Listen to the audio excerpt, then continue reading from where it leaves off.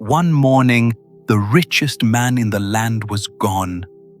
Not dead in his bed, not fled in the night. His mansion, his gold, his servants, the ground it all stood on, gone. Where the greatest house in the city had stood, there was a hole in the earth. And everyone who had wished they were him the day before went very quiet.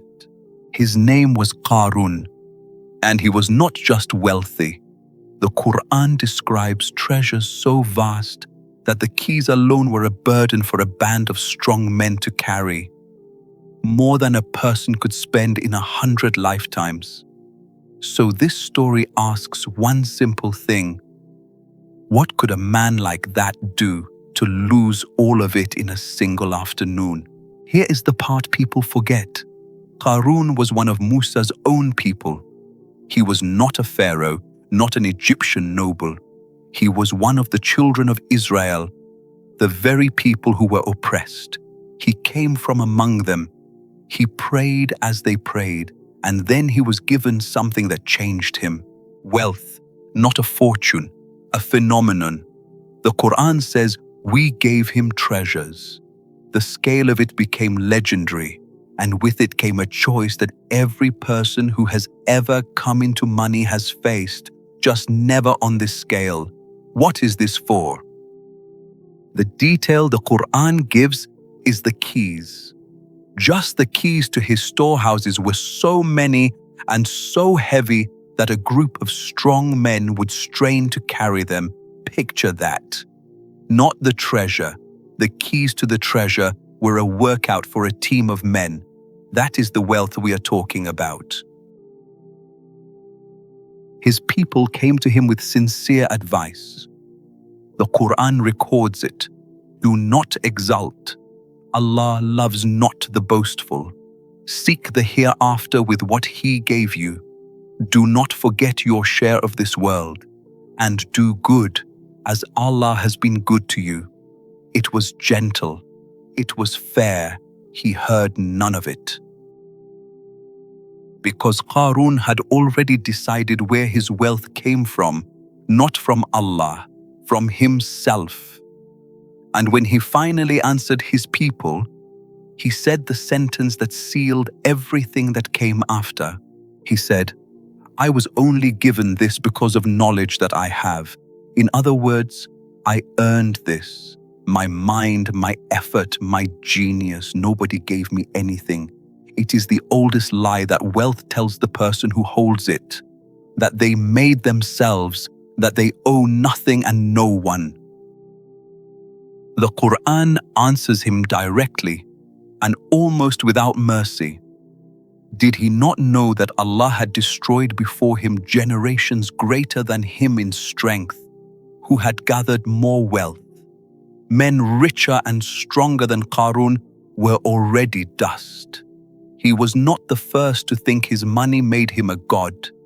He would not be the last. And the people who watched him split into two kinds, the same two kinds that exist in every marketplace and every comment section today. One group looked at his wealth and ached for it. If only we had what Qarun has. And a second group, the ones who had been given knowledge, saw straight through it. They said, "Woe to you! The reward of Allah is better for the one who believes and does righteous deeds." They were not impressed. They had done the one piece of maths Qarun never did. They had compared what he had to what he was about to lose it for, and they knew which number was bigger. Older traditions, not the Quran itself, say Qarun grew to hate Musa and even plotted to disgrace him publicly, a scheme that collapsed and exposed only Qarun's own malice. I'll flag that as tradition, not Quran. But what the Quran does record next is the scene everyone remembers. The day Qarun decided to show the whole city exactly what he was worth. The Quran says, he went out before his people in his adornment. He turned his wealth into a parade. Everything he owned worn at once, walked slowly through the streets so that every single person would see it. And it worked. The whole city stopped to look. And the people who love this world said exactly what he wanted to hear. Oh, if only we had the like of what Qarun has been given. Truly, he is a man of enormous fortune. In that moment, he had everything he had ever worked for. Every eye in the city wishing they were him. But the ones given knowledge answered the crowd, "Woe to you! The reward of Allah is better for the one who believes and does good, and none attain it except the patient." Two crowds, same street, same man walking past in gold. One saw a dream, the other saw a warning. Everything now depended on which of them was right. This was the summit, the highest point of Qarun's entire life. Every road he had ever taken had led to this street, this afternoon, this feeling.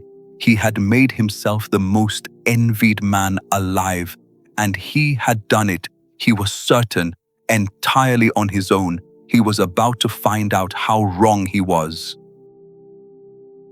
And underneath all of it, underneath the gold, the horse, the servants, the admiring crowd, the ground itself had begun very quietly to move. The Quran says it in one breath. So we caused the earth to swallow him and his home. No army, no plague, no war. The ground opened and it took him, and every key and every coin and every jewel and the mansion it was all kept in, down, gone, in the time it takes to read this sentence. And the Quran adds the detail that breaks the whole illusion. There was no group to help him against Allah, and he could not defend himself. All that wealth, not one coin of it could buy him a single second. The keys that took strong men to carry could not open the one door that had just closed on him. And the ones who the day before had wished they were him, by morning they were saying, "How strange! Allah extends provision to whom He wills and restricts it. Had He not been gracious to us, He could have swallowed us too." One afternoon changed what they wanted from their whole lives. Qarun spent everything building a monument to himself, and all he left was a hole in the ground and one line in the Quran warning everyone after him not to become him.